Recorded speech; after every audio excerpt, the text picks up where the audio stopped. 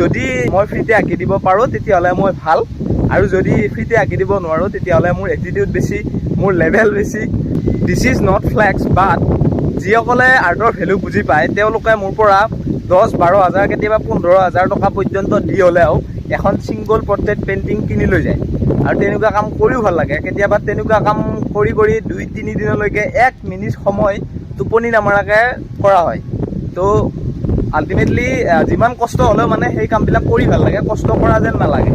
কিন্তু তাৰে মাজতে কেইজনমান আহে ফ্ৰীতে আঁকি দিব লাগে। তো বহুতক এতিয়ালৈকে মই ফ্ৰীতে আঁকিও দিছোঁ, সেইটো বেলেগ। কিন্তু যদি মই ফ্ৰীতে আঁকি দিব পাৰোঁ তেতিয়াহ'লে মই ভাল, আৰু যদি ফ্ৰীতে আঁকি দিব নোৱাৰোঁ তেতিয়াহ'লে মোৰ এটিটিউড বেছি, মোৰ লেভেল বেছি, প্লাছ মই ডাঙৰ আৰ্টিষ্ট হৈ গ'লোঁ, ডাঙৰ মানুহ হৈ গ'লোঁ, এইবিলাক কথা শুনিবলৈ পাওঁ। তো এটা কথা, nothing is free in this world, you have to do something to get something. পৃথিৱীত একো বস্তু এনেই হোৱা নাই, চব বস্তুৰ এটা ভেলু আছে। কাৰণ আপুনি আমি জন্ম পাওঁতেও এনেই জন্ম পোৱা নাছিলোঁ। Everything is full of art, হয়, প্ৰত্যেকটো বস্তুতে আৰ্ট আছে, সেইটো হয়। কিন্তু আৰ্টিষ্ট আৰ ভেৰি ৰেয়াৰ। তো আৰ্টিষ্টক অলপ হ'লেও ভেলু দিব শিকক, অলপ হ'লেও ৰেচপেক্ট দিব শিকক। আৰ্টিষ্ট বুলিয়ে নহয়, মই ভাবোঁ কোনো ব্যক্তিকে তেনেকৈ কোৱাটো উচিত নহয় বোলে তই ডাঙৰ মানুহ হ'লি, তই কোনোবা কিবা এটা দিব পাৰিলে ভাল, দিব নোৱাৰিলে বেয়া। কোনো ব্যক্তিকে তেনেকৈ কোৱা উচিত নহয় মই ভাবোঁ। তো নাজানো ভিডিঅ'টোত কি বুজাব পাৰিছোঁ, এনেই ভিডিঅ'টো কৰিছোঁ।